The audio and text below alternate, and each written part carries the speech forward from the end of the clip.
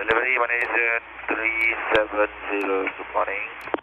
MH370 ವಿಮಾನ 2014 ಮಾರ್ಚ್ನಲ್ಲಿ ಮಲೇಷ್ಯಾದಿಂದ ಹೊರಟಿದ್ದ ವಿಮಾನ ಎಲ್ಲೋಯ್ತು ಏನಾಯ್ತು ಅನ್ನೋದೇ ಗೊತ್ತಿಲ್ಲ. ಆ ಫ್ಲೈಟ್ನಲ್ಲಿದ್ದ 222 ಪ್ರಯಾಣಿಕರು, 10 ಮಂದಿ ವಿಮಾನದ ಸಿಬ್ಬಂದಿಗೆ ಏನಾಯ್ತು, ಬದುಕಿದ್ದಾರಾ, ಪ್ರಾಣ ಕಳೆದುಕೊಂಡಿದ್ದಾರಾ ಅದು ಕೂಡ ಗೊತ್ತಿಲ್ಲ. ಹೀಗೆ 12 ವರ್ಷದ ಹಿಂದೆ ನಿಗೂಢವಾಗಿ ಕಣ್ಮರೆಯಾಗಿದ್ದ MH370 ವಿಮಾನದ ಹುಡುಕಾಟ ಮತ್ತೆ ಆರಂಭವಾಗಿದೆ.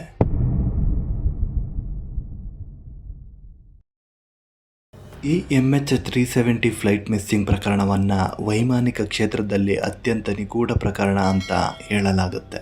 ಅದಕ್ಕೂ ಒಂದಷ್ಟು ಕಾರಣಗಳಿವೆ. ಅಷ್ಟಕ್ಕೂ ಈ ವಿಮಾನ ಕಣ್ಮರೆಯಾಗಿದ್ದೇ ಒಂದು ವಿಚಿತ್ರ, ನಿಗೂಢ.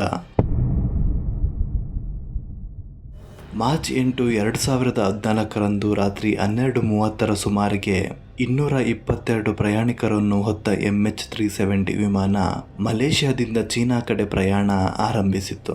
ಕೌಲಾಲಂಪುರಂ ಏರ್ಪೋರ್ಟ್ನಿಂದ ಹೊರಟಿದ್ದ ವಿಮಾನ ರಾತ್ರಿ ಸುಮಾರು 1:21 ವೇಳೆಗೆ ರಡಾರ್ನಿಂದ ಇದ್ದಕ್ಕಿದ್ದಂತೆ ಕಣ್ಮರೆಯಾಗಿತ್ತು. ಟೇಕ್ ಆಫ್ ಆದ ಸರಿಸುಮಾರು 50 ನಿಮಿಷಗಳ ಬಳಿಕ ಫ್ಲೈಟ್ನ ಕಾಂಟ್ಯಾಕ್ಟ್ ಸಂಪೂರ್ಣ ಕೈತಪ್ಪಿತ್ತು. ಮರುದಿನ ಬೆಳಿಗ್ಗೆ 6:32ಕ್ಕೆ ಬೀಜಿಂಗ್ನಲ್ಲಿ ಈ ವಿಮಾನ ಇಳಿಯಬೇಕಿತ್ತು. ಆದರೆ ಎಷ್ಟು ಸಮಯ ಆದರೂ ವಿಮಾನದ ಸುಳಿವೇ ಇರಲಿಲ್ಲ. ಅಂದು ಮಿಸ್ ಆದ ವಿಮಾನದ ಸುಳಿವಾಗಲಿ ಕುರುಹುಗಳಾಗಲಿ ಇದುವರೆಗೂ ಪತ್ತೆಯಾಗಿಲ್ಲ. ವಿಯೆಟ್ನಾಂ ಏರ್ ಸ್ಪೇಸ್ಗೆ ಎಂಟ್ರಿ ಆಗ್ತಿದ್ದಂತೆ captain Zaheer Ahmad Shah good night Malaysian 370 ಅಂತ ಸೈನ್ ಆಫ್ ಮಾಡಿದ್ದೆ ಕೊನೆಯ ಮಾತು. Malaysian 370, contact Ho Chi Minh 120.9. Good night, Malaysian 370. ಬಳಿಕ ಆ ವಿಮಾನ ಕಣ್ಮರೆಯಾಗಿ ಬಿಟ್ಟಿತ್ತು. ವಿಯೆಟ್ನಾಂ ಏರ್ ಸ್ಪೇಸ್ಗೆ ಹೋದ ಬಳಿಕ ಹಠಾತ್ ರಡಾರ್ನಿಂದ ಮಿಸ್ ಆದ ವಿಮಾನ ಸಂಪರ್ಕ ಕಳೆದುಕೊಂಡು ನಾಪತ್ತೆಯಾಗಿ ಬಿಟ್ಟಿತ್ತು. ವಿಮಾನದಲ್ಲಿದ್ದಿದ್ದು ಒಬ್ಬರಲ್ಲ ಇಬ್ಬರಲ್ಲ, ಬರೋಬ್ಬರಿ 227 ಮಂದಿ. ಇಷ್ಟೊಂದು ಜನರು ಏಕಕಾಲದಲ್ಲಿ ಕಣ್ಮರೆಯಾಗಿದ್ದು ಆಗಿನ ಸಮಯಕ್ಕೆ ಇಡೀ ವಿಶ್ವದ ಆತಂಕಕ್ಕೆ ಕಾರಣವಾಗಿತ್ತು.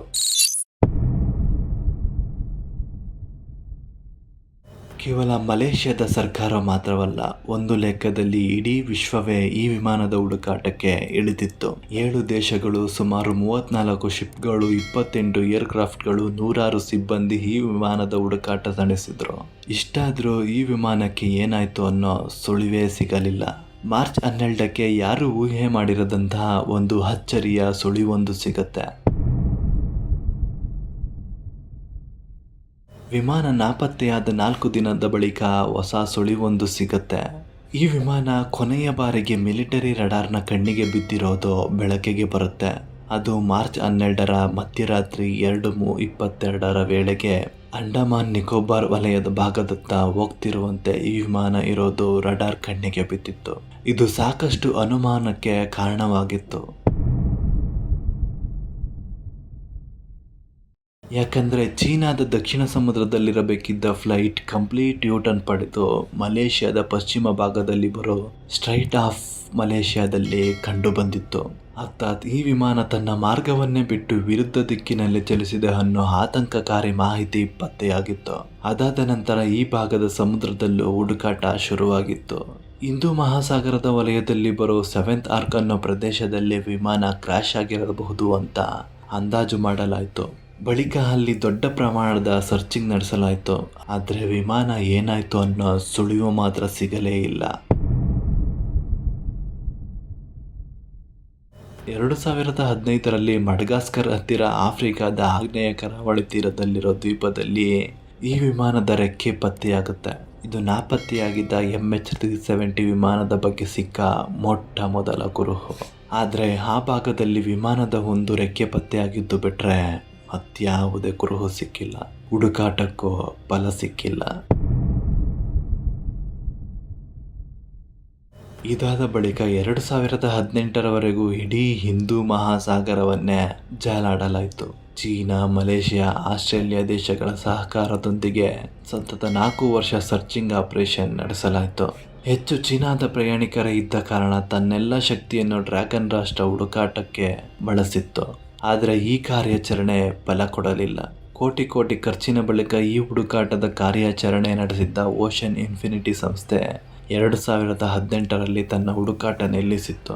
ಇದೊಂದು ವಿಪಣ ಶೋಧ ಕಾರ್ಯ ಅಂತ ಕರೆದು ಕೈ ಚೆಲ್ಲಿತ್ತು. ಆದ್ರೀಗ ಮತ್ತೆ ಅತ್ಯಾಧುನಿಕ ತಂತ್ರಜ್ಞಾನ ಬಳಸಿ ಹುಡುಕಾಟಕ್ಕೆ ಮುಂದಾಗಿದೆ. ಈ ಬಾರಿ ನಿರಂತರ ಕಾರ್ಯಾಚರಣೆ ಮೂಲಕ ಪತ್ತೆ ಹಚ್ಚೋದಕ್ಕೆ ಸಜ್ಜಾಗಿದೆ. ಇನ್ನು ಈ ವಿಮಾನ ನಾಪತ್ತೆಯಾಗಿರೋದ್ರ ಹಿಂದೆ ಸಾಕಷ್ಟು ಊಹಾಪೋಹದ ಕಥೆಗಳು ಸಹ ಅಡಗಿವೆ. ವಿಮಾನ ಸಮುದ್ರದ ಪಾಲಾಗಿರಬಹುದು ಅನ್ನೋದು ಬಹುತೇಕ ತಜ್ಞರ ಅಂದಾಜು. ಆದರೆ ಇದನ್ನ ಹೊರತಾಗಿಯೂ ಸಾಕಷ್ಟು ಚರ್ಚೆಗಳು ಈ ವಿಮಾನದ ದುರಂತದ ಹಿಂದೆ ನಡೆದಿವೆ.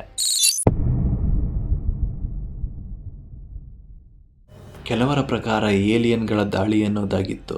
ಇನ್ನೂ ಕೆಲವರು ವಿಮಾನ ಪೈಲಟ್ಗಳ ಆತ್ಮಾಹುತಿ ಪ್ರಯತ್ನ ಅಂತ ಕರೆದ್ರು. ಸುಳಿವೇ ಸಿಗದ ಕಾರಣ ವಿಮಾನವನ್ನು ಹೈಜಾಕ್ ಮಾಡಿರೋ ಶಂಕೆಯೂ ವ್ಯಕ್ತವಾಗಿತ್ತು. ಈ ಫ್ಲೈಟ್ನಲ್ಲಿ 2 ಇರಾನ್ ಯುವಕರು ಫೇಕ್ ಪಾಸ್ಪೋರ್ಟ್ ಬಳಸಿ ಪ್ರಯಾಣಿಸಿರೋದು ಬೆಳಕಿಗೆ ಬಂದ ಬಳಿಕ ಹೈಜಾಕ್ ಅನುಮಾನ ದುಪ್ಪಟ್ಟಾಗಿತ್ತು. ಕೊನೆಯ ಬಾರಿಗೆ ವಿಮಾನದ ಪೈಲಟ್ಗಳ ಕಂಟ್ರೋಲ್ನಲ್ಲಿರದೆ ಆಟೋ ಪೈಲಟ್ ಮೋಡ್ನಲ್ಲಿ ಚಲಿಸುತ್ತಿತ್ತು ಅನ್ನೋ ಅಂಶ ಕೂಡ ಸಾಕಷ್ಟು ಚರ್ಚೆ ಅನುಮಾನಕ್ಕೆ ಕಾರಣವಾಯಿತು. ಅದೇನೇ ಇರಲಿ, ಕಾಣೆಯಾದವರ ಕುಟುಂಬದವರು ಇನ್ನೂ ತಮ್ಮವರು ಬದುಕಿದ್ದಾರೆ ಅಂತಲೇ ನಂಬಿಕೊಂಡಿದ್ದಾರೆ. ಆದರೆ 12 ವರ್ಷ ಕಳೆದರೂ ಯಾರೊಬ್ಬರ ಸುಳಿವು ಇದುವರೆಗೂ ಸಿಕ್ಕೇ ಇಲ್ಲ. ಕಾಣದ ವಸ್ತುಗಳ ಬಗ್ಗೆ ನೂರಾರು ಊಹಾಪೋಹಗಳು ಸಹಜ. ಆದರೂ ಇಷ್ಟೊಂದು ತಂತ್ರಜ್ಞಾನ ಮುಂದುವರೆದ ಸಮಯದಲ್ಲೂ ಒಂದು ವಿಮಾನ ಪತ್ತೆ ಸಾಧ್ಯವಾಗದಿರೋದು ಅಚ್ಚರಿಯೂ ಹೌದು. ಈ ಬಾರಿಯ ಹುಡುಕಾಟದಲ್ಲಾದರೂ ಸಕ್ಸಸ್ ಸಿಗುತ್ತಾ? ಸಿಗಲಿ ಅನ್ನೋದು ಕಾಣೆಯಾದ ಕುಟುಂಬದವರ ಆರೈಕೆ.